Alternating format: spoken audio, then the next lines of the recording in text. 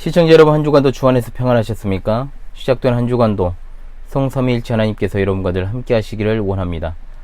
이번 주에도 하나님 말씀 중심의 삶을 살아가시기를 간절히 소망하며 2021년 30주차 하나님의 말씀은 히브리서 10장 39절의 말씀이 되겠습니다. 자, 함께 외워봅시다.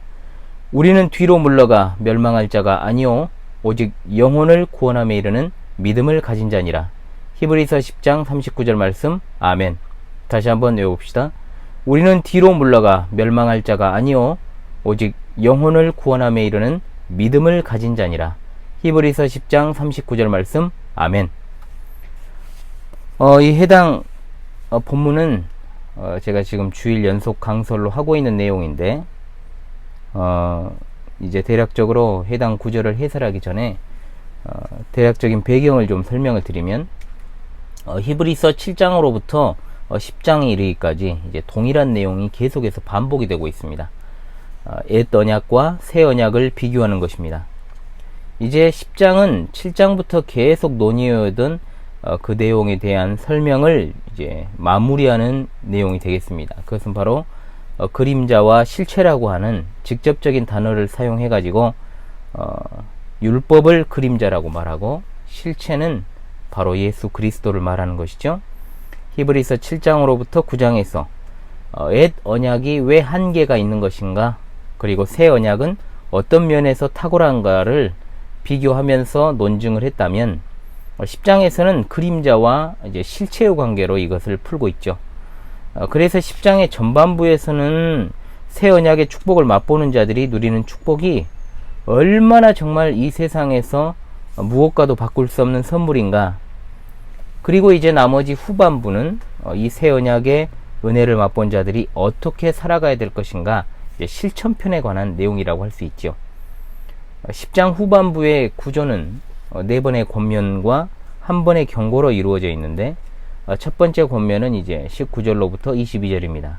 그리고 23절에서 25절은 두 번째 권면이고, 그리고 다음에 세 번째 권면으로 가기 전에 26절로 31절은 이제 경고의 메시지가 강력하게 나오고 있죠. 그리고 각 두 개씩의 권면 사이에 경고의 메시지가 들어가 있다는 것에 주목을 하십시오. 더 강력하게 하나님의 뜻을 전달하고자 하는 의도를 가지고 있습니다. 그리고 32절에서 34절은 이제 세 번째 권면이 나옵니다. 끝으로 이번 주 하나님의 말씀이 들어있는 35절에서 39절까지의 마지막 단락은 네 번째 권면이 되겠습니다. 이런 구조를 대략 파악하신 연후에 이제 말씀을 보시면 좋겠습니다. 성경을 펴놓고 보시면 더 좋겠습니다. 마지막 네 번째 권면은 이것이죠. 담대함을 버리지 말고 인내를 가지고 믿음으로 살라는 것입니다. 35절에서 39절의 말씀입니다. 세 개의 핵심어에 주목을 하십시오. 성경을 놓고 계신다면 동그라미를 한번 해봅시다. 35절에 나오는 담대함, 36절에 나오는 인내, 그리고 37절 이하에 나오는 믿음입니다. 자, 담대함이라는 말은 확신이라고 번역이 가능합니다.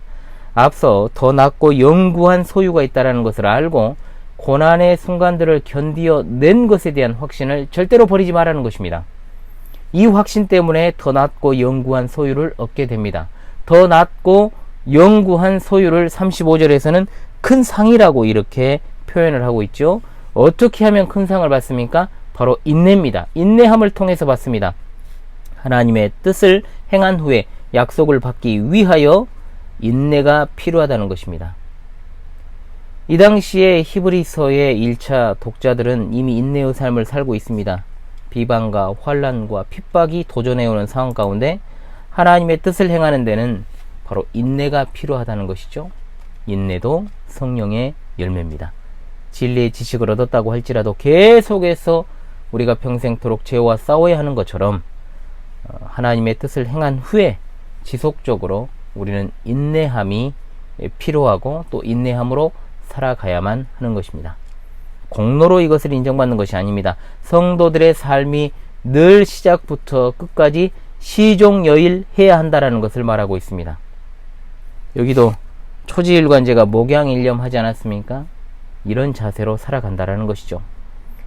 확신과 인내를 요구하는 그 말씀에 이어서 37절에는 이제 잠깐 후면 오실 이가 오시리니 라고 했습니다. 자, 이것은 심판을 경고하는 어떤 맥락이 아니고 위로의 목적으로 주어진 말씀이라고 볼 수 있습니다. 즉 대적들에게 고난당하는 히브리서를 읽는 1차 독자들과 만데오 교회의 성도들에게 주님이 심판하시기 위해 오시는 것은 소망이라는 것을 우리에게 알려주십니다. 그렇지 않습니까? 그 심판의 화살은 성도에게 돌아가는 것이 아니지 않습니까? 성도에게 고통을 안겨주는 자에게 마땅한 보응이 돌아가는 자리가 바로 심판의 자리이기 때문입니다. 그래서 마지막 38절에서 39절은 이제 인내의 덕목이 믿음으로 옮겨지고 있습니다. 여기 이 말씀은 하박국 2장 4절의 말씀이 인용되었습니다. 강조하는 게 뭐냐? 의로운 자는 하나님에 대한 믿음으로 말미암아 강건하게 존재할 수 있다라는 것입니다. 인내는 믿음에 기초합니다. 믿음 없는 인내는 쉽게 허물어집니다. 이것은 우리가 마태복음 7장 24절에 관한 지난 시간의 해설에서도 우리가 배우지 않았습니까? 광야 생활의 연단 가운데 이스라엘에게 요구되었던 삶의 모습이 바로 이것입니다. 그들은 가나안 땅에 들어갈 것이라는 그 기쁜 소식, 그들에게 복음을 믿지 않았기 때문에 인내하지 못했고 불순종했고 하나님을 거역하는 결과로 나타난 것입니다. 21세기를 살아가는 현월TV 귀한 시청자 여러분, 우리는 결코 이러한 이스라엘의 역사, 그리고 1세기 당시에 정말 베드로 기울여지고 말았던 자들의 부끄러운 역사, 그리고 2000년 기독교 역사 가운데 결국은 정말로 배도의 자리로 나아갔던 자들과 같은 이 부끄러운 역사를 반복해서는 안 될 것입니다. 우리의 정체성은 바로 오늘 39절의 말씀입니다. 우리는 뒤로 물러가 멸망할 자가 아니요. 이 말은 뭔 말입니까? 즉 우리는 겁쟁이가 아니다. 오직 영혼을 구원함에 이르는 믿음을 가진 자다. 멸망으로 들어갈 자, 즉 멸망으로 들어갈 겁쟁이와 영혼의 구원으로 들어가는 믿음을 갖다가 이제 대조시키고 있습니다. 이 모든 권면은 26절로 31절의 심판의 경고와 연결이 되고 있습니다. 지금 성령께서 말씀하시고자 하는 것은 겁을 주고 다들 심판을 받게 하고자 하는 것이 아니라, 적어도 이 히브리서를 읽는 만대의 교회의 독자들이, 21세기 현월TV를 구독하고 시청하시는 독자들이 그러한 겁쟁이들이 아니라는 확신과 인내와 믿음을 주시려는 것입니다.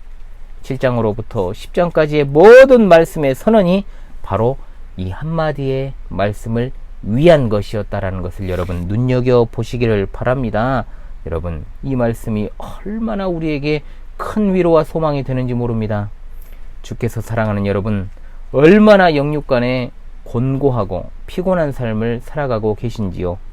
우리가 실제로 삶이 어렵지 않더라도 우리가 세상이 돌아가는 것을 보면서, 이제 말세지 말에 정말로 혼탁한 상황들을 보면서, 무너지는 교회를 보면서, 배도와 불신앙의 현실을 바라보면서 얼마나 우리의 마음이 하루에도 몇 번씩 흩어지고 무너지는지 모릅니다. 그러나 이제 시작이라는 생각을 가지십시오. 이제 이것은 시작에 불과하다는 생각을 하십시오. 긴 터널에 이제 초입에 들어왔을 뿐입니다. 그러므로 우리는 오늘 말씀을 붙들고 그리스도인의 담대한 삶을 살아가야 될 것입니다. 뚜벅뚜벅 앞으로 전진해야 됩니다. 뒤를 돌아볼 필요 없습니다. 옆을 바라볼 필요도 없습니다. 무엇으로 우리가 이 험악한 세상, 이 긴 어둠의 터널과도 같은 이 세상에서 위로를 받고 무엇에 소망을 둘 수 있습니까? 오직 하나님의 말씀입니다. 다시금 이번 주 하나님의 말씀을 외우면서 이 의미가 얼마나 우리에게 중요한지를 생각하면서 우리가 외우며 마무리하도록 하겠습니다. 우리는 뒤로 물러가 멸망할 자가 아니요 오직 영혼을 구원함에 이르는 믿음을 가진 자니라. 히브리서 10장 39절 말씀. 할렐루야. 아멘.